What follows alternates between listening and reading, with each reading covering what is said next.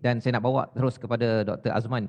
Dr. Azman yang sebagai pengamal ya, yang dalam background biomedical engineering, kejuruteraan biomedical, dan juga dalam masa sama juga menjadi imam di Troy, New York ya.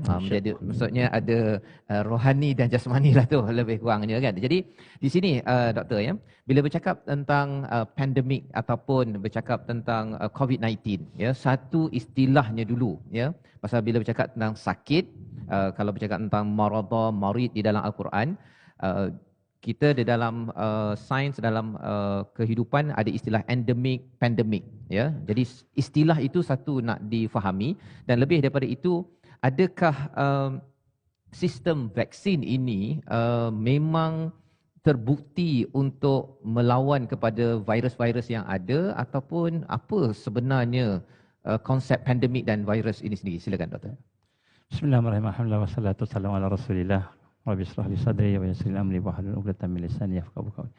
Alhamdulillah yang dikasihi Tuan Fazrul, Ustaz Luqman, Dr. Luqman, Ustaz Khiri. Tuan-tuan puan-puan sekalian, pertama-tama bila sebut COVID-19 ni ramai orang takut sebab 80% daripada masyarakat kita, masyarakat dunia ni 80% percaya COVID-19 ni boleh membunuh. COVID-19 ni boleh kita kata menghancurkan, merosakkan dan sebagainya. Jadi sebenarnya yang pertama, sebelum sebut pasal vaksin, kita kena tengok virus dulu. Virus. Sebab vaksin asalnya virus. Virus ni apa? Nombor satu, virus ni kalau kita nak kaitkan dengan agama kita, jin, virus ni makhluk Allah. Nombor satu. Makhluk Allah Subhanahu Wa Taala yang dia tak ada kuasa, dia tak ada kekuatan, dia tidak ada apa-apa. Malahan dia adalah makhluk yang paling lemah yang Allah cipta. Kenapa saya kata paling lemah? Kerana virus tak boleh hidup tanpa menumpang orang lain. Tanpa host, tanpa rumah dia tak boleh.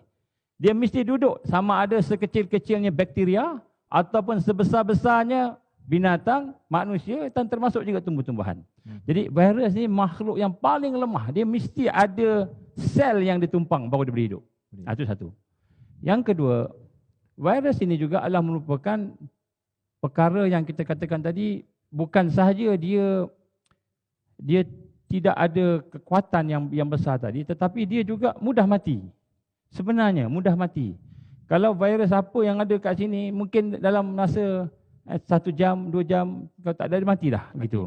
Walaupun ada setengah-setengah teori menggambarkan virus tak mati sebab dia tak hidup. Dia kata virus ni satu makhluk yang tidak hidup dan tidak mati. Macam dalam neraka. Kena seksa, kan? Kita ni tak hidup, tak mati. Macam itu. Tapi ini satu pandangan yang saya rasa salah. Sebab Allah gambarkan dalam Quran, kullu nafsin dha'iqatul maut. Semua mati. Semua benda ada hidup, ada mati. Baik. Ya, sebab itu dalam gambarkan sini, yang pertama sekali yang menakutkan kita sebab virus ni macam hantu, macam syaitan. Macam kita nak tengok sini, kita besar, kita kuat. Virus kecil, macam kita dengan semut. Sepatutnya semut tak boleh apa-apa pada kita. Tapi kalau semut masuk dalam telinga macam mana? Contoh kan? Masuk dalam telinga samalah macam virus masuk dalam badan. Jadi nak sebut sini, virus bukanlah sesuatu yang kuat. Itu nombor satu. Yang kedua, vaksin. Vaksin ini sebenarnya dibuat daripada virus. Vaksin tu dia diraf daripada virus, sama ada virus itu sendiri ataupun bahagian-bahagian daripada virus yang telah dimatikan atau telah dilemahkan. Jadi maknanya vaksin ini adalah merupakan dia ambil daripada virus yang contohnya vaksin COVID-19. Maka dia ambil daripada coronavirus 19 yang kita definekan sebagai coronavirus 19 ini, COVID-19 ini, dan kemudian daripada situ diproses untuk melemahkan virus itu dan ataupun ambil bahagian daripada virus itu untuk menjadi suatu disebut sebagai vaksin. Ini proses dia. Tetapi yang menjadi satu persoalan kita yang pertama sekali ini ialah vaksin itu, dan bila kita kata dia dijadikan daripada virus dan sebagainya, maka dia bukan ubat sebab dia virus, dia bukan ubat. Dia virus. Jadi kita kena faham, vaksin bukan ubat. Vaksin ni adalah satu bahan yang digunakan oleh sains untuk masuk dalam badan kita, cara bahasa kampung lah, masuk dalam badan kita. Kemudian lepas tu, dia pun dilihat oleh badan kita. Dia berlawan. Badan kita kata, ni ada alien banyak ni, tapi alien ni lembik je, tak ada apa-apa. Maka badan kita pun buatlah, kita kata antibody. Jadi bila badan kita tu, sistem imun kita melahirkan antibody, maka antibody tu akan pergi ke vaksin tadi, tengok rupanya vaksin dia lembik dah mati. Dia tengok ada vaksin yang hidup, virus yang hidup, carilah virus itu. Maka di situlah antibody akan mengalahkan virus. Jadi yang menyihatkan kita, yang menyembuhkan kita itu bukannya vaksin, bukannya virus yang lemah tadi, tetapi adalah antibody kita yang memang Allah SWT jadikan badan. Maka kunci di sini ialah antibody. Kunci di sini ialah imunisasi. Maknanya sistem imunisasi itu akan lahir dan melawan virus. Maka adakah vaksin satu-satunya? Tentulah tidak. Jadi sinilah kita akan pergi dengan lebih jauh. Bagaimana kita lihat, bukan vaksin sajalah yang akan merawat seseorang yang kena virus. Jadi kalau kita tunggu vaksin ni mungkin kan, dengan keadaan hari ini, minta maaf saya sebut, seorang profesor daripada UMS menyatakan bahawa untuk menjadikan satu ubat itu matang dan boleh digunakan secara selamat, kurang-kurang 5 tahun, 10 tahun, 20 tahun baru boleh. Tetapi apabila dibuat dalam masa 1 tahun, berapa bulan, itu satu. Itu ada elemen lain pula yang terlibat dalam situ. Jadi terima kasih Dr. Azman berkongsi tentang apakah yang dimaksudkan dengan virus dan juga vaksin. Ayat 82 tadi itu, Quran adalah syifa. Dalam masa yang sama, ada yang menanti ubat, ada yang menanti vaksin. Macam mana nak melihat keberkesanan ini agar tidaklah kita cacah merba dalam melihat solusi pandemik ini? Silakan. Sebenarnya penyakit yang pertama bukan COVID-19. Penyakit pertama ialah akidah kita yang percaya kepada makhluk lebih daripada Allah. Itu penyakit nombor satu. Sebenarnya Allah uji kita bukan hanya sekadar COVID-19, HIV, SARS, MERS dan sebagainya. Tapi bagaimana iman yang ada pada seseorang itu benar-benar boleh merasai bahawa ini ujian daripada Allah. Contoh, patutnya kita rasa gembira bila Rasul SAW menggambarkan setiap penyakit ada ubat. Ini hadis sahih. Setiap penyakit ada ubat. Maka kalau penyakit itu datang kat Malaysia, tentu ubatnya ada di Malaysia. Kenapa kita nak tengok sampai ke Amerika, sampai ke luar negara, ke China, sampai ke ubat dia siap baik. Jadi sini nombor satu, yang pertama sekali, macam mana digambarkan tadi, vaksin ini dia adalah merupakan suatu yang banyak kelemahan dan kekurangannya.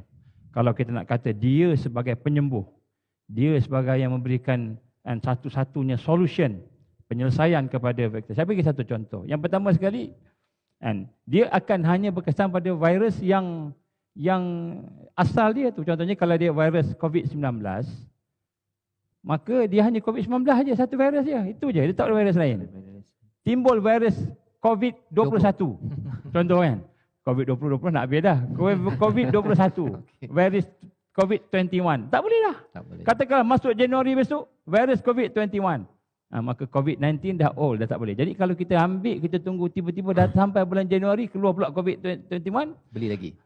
Dan sebab apa saya kata? Sebab virus ni dia boleh mutate, boleh mutasi. Dia boleh berubah-ubah struktur dia. Dia masuk ke sini, dia jadi orang lain. Dia masuk ke sana, dia jadi orang lain pula. Jadi macam itu lebih kurang. Dan sebab itulah saya sebut kat sini, vaksin ni bukan satu-satunya penyelesaian. Yang kita tunggu, yang kita nanti-nantikan kerana dia adalah merupakan salah satu yang Allah izin ilmunya pergi kepada manusia. Tetapi masih terlalu jauh lagi sebenarnya teknologi yang ada untuk benar-benar menyatakan bahawa vaksin itu boleh berkesan secara 100% dari sudut kesan fizikal. Yang kedua, kita lihat contohnya tahan vaksin dalam badan kita pun berapa lama? 5 bulan, 6 bulan. Pakar-pakar vaksin kata, lebih kurang 5 bulan, 6 bulan. Jadi maknanya lepas tu nak kena ambil vaksin lain pula. Jadi ini satu benda yang kita nak nyatakan bagaimana sebenarnya ubat itu ataupun sabab untuk kita mendapatkan musabab itu bukanlah fokus kita. Fokus kita ialah musabib tadi. Macam mana Ustaz sebut tadi, Dr. Loman sebut tadi. Fokus kita ialah Allah. Allah yang menyembuhkan. Dan Allah boleh datangkan kesembuhan dari pelbagai aspek dan pelbagai cara. Macam kita sebut tadi, bagaimana vaksin ni peranan dia ialah untuk mengaktifkan sistem antibody. Supaya imunisasi sistem kita boleh melahirkan antibody. Boleh lawan virus. Jadi adakah ada cara lain? Banyak lagi cara lain. Nanti kita Maka imunisasi apa sebenarnya yang perlu disiapkan sebelum vaksin sampai, sebelum ubat sampai, sebelum doktor yang kata saya ada penyembuh kepada COVID-19 ini, doktor? Sila. Baik. Alhamdulillah. Pertama sekali ada satu konflik pada hari malam, pada petang ni lah. Pertama kita kata Allah yang menyembuhkan. Kalau Allah sembuhkan, maknanya kalau kita usaha tak usaha sama je. Kalau Allah nak sembuhkan, sembuh. Kalau kita makan ubat pun, tapi Allah tak sembuh, kan tak sembuh. Kalau kita tak makan ubat, Allah nak sembuh, kan sembuh. Kan? Apa nak usaha? Baik. Di sini satu konsep yang kadang-kadang kita terlupa. Iaitu dalam hal ini, sebenarnya Allah perintahkan kita supaya berdoa, supaya berusaha. Ustaz supaya berikhtiar. Kenapa? Kerana sebenarnya usaha ikhtiar tadi adalah ibadah. Itu nombor satu. Allah perintah tu ibadah. Maknanya nak menunjukkan kita ni hamba Allah. Kita ni adalah hamba yang lemah. Kita usaha, kita minta. Padahal Allah dah tahu dah. Kan, kata doa, ya Allah aku kena COVID-19, aku kena virus, ya Allah. Allah tahu dah. Dan Allah dah tahu dah ubatnya. Tapi kenapa kita diperintahkan berdoa, ikhtiar? Kerana kita ini hamba Allah, kita nak menunjukkan kehambaan kita pada Allah. Allah perintah kita supaya menunjukkan kehambaan. Jadi berdoa ni, lagi banyak berdoa, sebenarnya lagi banyak ibadah kita lakukan pada Allah Subhanahu Wa Taala. Sebab tu bila kita kata berusaha, kita kan berusaha. Bukan kita tunggu dan bukan kita kata bergantung dengan apa yang kita tunggu dan yang kita tahu. Itu nombor satu. Ya, sebab tu hari ini kita lihat bagaimana keadaan ini cukup keliru dalam akidah umat Islam. Mereka telah bergantung kepada makhluk lebih sehingga bergantung, macam sebut tadi, klinik ni serasi, klinik tu tak serasi. Yang serasi itu sebenarnya yang Allah izin. Kalau dia pergi klinik yang sama pada masa kata mungkin tak sembuh pula kan. Jadi lupa. Lupa. Jadi ini yang pertama. Yang kedua, digambarkan di sini sebenarnya kelemahan-kelemahan yang ada pada kita hari ini, kita bergantung sangat dengan makhluk, dengan ubat, dengan vaksin, dengan mana-mana, dengan doktor even. Kita bergantung dengan doktor. Doktor cakap kita ikut tanpa kita fikir. Maka kita telah meletakkan diri kita di bawah daripada makhluk yang menjadi hamba Allah kepada makhluk yang menjadi pada hamba makhluk. Inilah perkara yang menakutkan orang yang beriman. Sebab itulah kita lihat hari ini usaha kena buat. Bukan usaha kena buat sebab itu yang menjadikan kita sihat, tapi kerana Allah perintah. Jadi untuk itu, maka kita lihat hari ini kita kena berusaha. Apa usaha kita baik? Kita tahu tadi kuncinya ialah Allah telah menjadikan sebab musabab tadi. Kita nak kena kuatkan antibody kita. Maka apa yang kita nak buat? Senang aja. Apa yang Rasulullah buat itu semua yang terbaik. Laqad kana lakum fi Rasulillahi uswatun hasanah. Pada Rasul itu uswah yang terbaik, contoh yang terbaik. Rasul makan apa? Rasul suka minum susu kambing. Minum susu kambing, baulah ustaz. Tak apa, bau minumlah. Itu Rasulullah suka minum. Makan korma, habatus sauda. Dan dalam kajian-kajian yang dibuat oleh ulama-ulama sains, doktor-doktor yang alternatif medicine ini, dia melihat bahawa makanan sunnah ni ubat yang terbaik untuk meningkatkan imunisasi, meningkatkan antibody. Dan ini natural. Natural maksudnya tidak ada kesan pada kita. Contoh, macam virus contohnya, macam vaksin. Vaksin dia boleh kesan kalau kena salah vaksin, dia akan ada bad reaction kepada badan kita. Ini manusia punya teknologi bandingkan Allah punya teknologi. Allah punya teknologi itu natural. Dan sebab itulah kita nak lihat di sini. Contoh, saya bagi satu contoh. Ini berlaku di negeri sebelah negara kita ni, Thailand. Kan? Thailand ni telah mendapat satu pujian daripada WHO. Daripada Dr. Tedros Adhanom. Sebut pun susah nama dia. Dia kata, Thailand ni as an excellent example in fighting the coronavirus which has been ravaging the world since early this year. First is that the WHO has indicated for Thailand as a model for handling COVID, as one of the successful models to be featured in their studies, their documentaries about handling and stopping the spread of COVID. And thirdly, lastly, the most recent one is the recovery rate of Thailand, ranking best in the world according to Global COVID-19 Index or GCI. Thailand ya. Sebelah kita je. Dan rahsianya? Dia memberikan otonomi kepada Prime Minister dia untuk nak buat apa-apa. Maknanya dia orang bersetuju, Prime Minister akan handle. Macam Malaysia samalah. Lebih kurang Prime Minister kan. Baik. Jadi Prime Minister pula, walaupun orang kata dia orang tentera, tapi dia berpegang kepada suatu iaitu fakta. Maknanya apa sahaja keputusan yang dibuat mesti berdasarkan fakta, bukan teori. Jadi beza, teori, hipotesis, fakta. Jadi ini tiga ni benda yang kadang-kadang kita keliru. Mana satu? Jadi dalam sains ni, banyak orang cerita pasal teori. Banyak orang cerita pasal hipotesis. Dan tak banyak orang cerita pasal fakta. Fakta ni kebenaran. Jadi sebab tu antara teori dengan hipotesis, mana satu kita nak ambil? Kita kena ambil fakta, al-haq, kebenaran. Apa faktanya? Jadi apabila dia memberikan tugas ini, Prime Minister beri tugas pada seorang doktor yang terberkecuali daripada semua agensi, tidak ada kepentingan, dia buat research dan dia buat tim dia, maka dia telah menyatakan fakta-fakta yang sebenar yang diambil daripada ribuan doktor-doktor antarabangsa yang mengatakan bahawa pandemik ini hanyalah merupakan satu flu biasa sahaja. Mereka telah menubuhkan satu pasukan untuk menyelesaikan masalah pandemik, bukan mengurus pandemik. Kita di Malaysia ni, ni minta maaf sebut Malaysia ni. Thailand menubuhkan bukan saja pasukan macam kita hari ini, okey, frontliner ke sana, frontliner ke sini, kita mengurus pandemik. Tetapi Thailand mengumpulkan satu pasukan menyelesaikan masalah pandemik. Dan penyelesaian tu tak perlu tunggu daripada orang barat, orang mata biru. Tak perlu tunggu daripada orang timur, daripada China. Tak perlu tunggu, kita sendiri. Dan saya yakin kita ramai doktor-doktor, ramai profesor, ramai pakar-pakar yang boleh menyelesaikan masalah virus COVID-19. Tapi kita tak guna dan manfaat. Saya ingat lagi masa zaman-zaman kita belajar dulu, kan ramai kawan-kawan kita excellent dalam medical, excellent dalam research biomedical dan sebagainya. Di mana mereka? Kenapa kita tak gunakan tenaga-tenaga ni? Kita ada kumpulan pakar banyak. Baik. Jadi Thailand memanfaatkan pakar-pakar mereka, maka mereka mengkaji sehingga keluar dalam Menteri Kesihatan dia mengeluarkan statement. Menteri Kesihatan ni kata apa? Menteri Kesihatan dia kata, kita telah mendapati bahawa pohon-pohon sekian, ubat-ubat sekian yang ada di bumi kita, tumbuh-tumbuhan yang ada di bumi kita, herba ni boleh digunakan untuk merawat pandemik COVID-19. Maka mereka menggunakan. Dan kemudian daripada fakta yang mereka dapat daripada kita kata pakar-pakar, contohnya Profesor Sukarit Bakti. Siapa Profesor Sukarit ni? Dia asal orang Thailand, tapi di Jerman. Dia ni merupakan pakar bahagian mikrobiologi, bahagian virus dan bahagian imunologi, bahagian imunisasi. Dia pakar lebih daripada 20 tahun, 30 tahun. Dan banyak tulisan-tulisan tentang kita kata virusologi dan sebagainya ditulis, dirujuk pada dia. Dia telah menyatakan secara jelas, begini dia kata, flu ini tidak begini.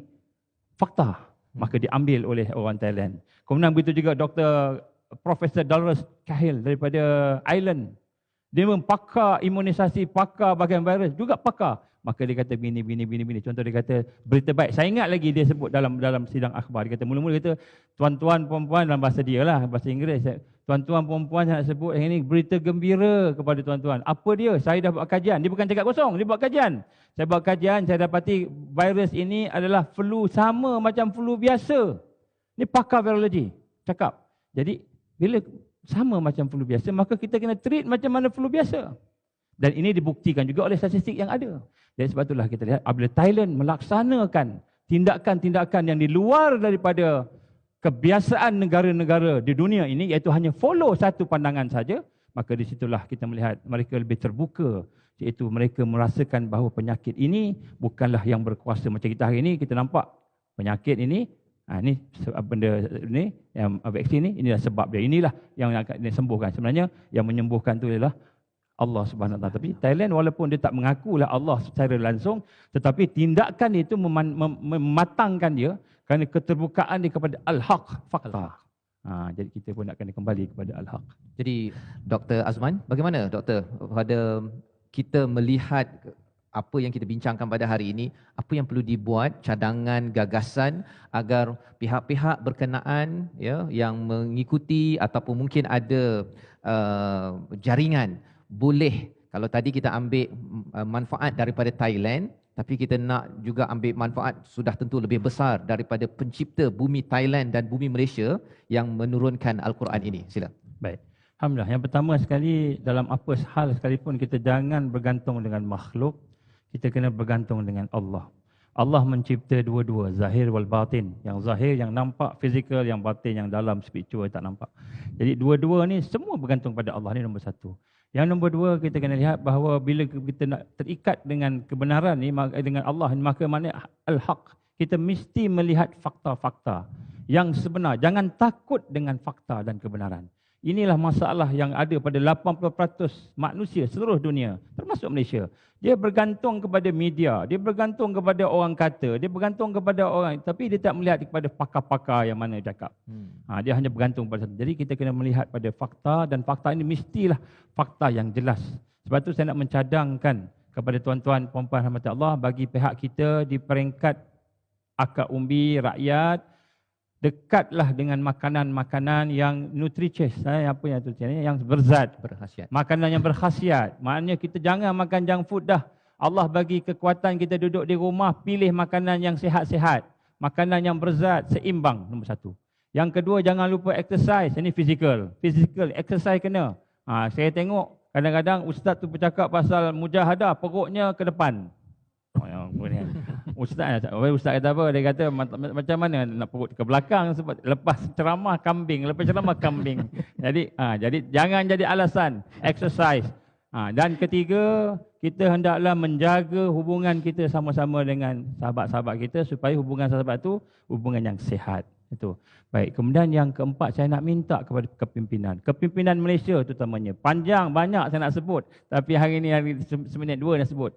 Tubuhkanlah satu pasukan untuk menyiasat dan mencari bagaimana cara kita mengatasi pandemik COVID-19 ini dengan cara tempatan, cara kita. Dengan ubat-ubat yang ada daripada kita. Banyak teori-teori, dia ada dua teori. Satu teori germs, satu lagi teori terrain. Ini dua teori perubatan ni. Kaji semula. Yang ada sekarang ni hanya teori-teori alopati. Iaitu teori-teori yang kita nampak paling hebat, sedangkan dia ada teori-teori natural, herbal, yang sebenarnya menjadi dasar kepada medical sebelum ini. Maka kita minta supaya pihak kerajaan jangan hanya membuat pasukan frontliner penat siang malam pergi berdepan dengan masalah COVID, tapi tidak menyediakan penyelesaian. Dan penyelesaian tu bukan daripada luar, penyelesaian daripada kita. Kita yang nak cuba cari apa dia yang patut dibuat, dan kita banyak ada. Makanan sunnah, makanan-makanan natural, makanan-makanan herba yang terbukti berzaman-zaman boleh menyembuhkan banyak penyakit, terutamanya penyakit virus. Sebab itulah saya minta buka. Dan kalau perlukan, kita ada doktor. Alhamdulillah, Ustaz, kita ada barisan doktor sekarang, sebahagian daripadanya pakar-pakar, tapi mereka bimbang. Kalau ke depan cakap-cakap, nanti kan kena gantung lesen. Ini kebimbangan. Saya nak minta pihak kerajaan buat sungguh-sungguh. Janganlah kita melihat sesuatu dari sudut aspek-aspek kepentingan sesuatu, kepentingan diri ke sebagainya. Ini untuk umat dan Malaysia dan hari ini. Jadi kita kena tengok balik. Kaji. Sekarang ini tidak ada pasukan untuk menyelesaikan masalah pandemik. Hanya ada pasukan menguruskan pandemik. Jadi inilah cadangan daripada kami. Mudah-mudahan apa yang saya cuba sampaikan akan dapat kita sama-sama manfaatkan. Wallahu alam. Terima kasih diucapkan pada Dr. Azman.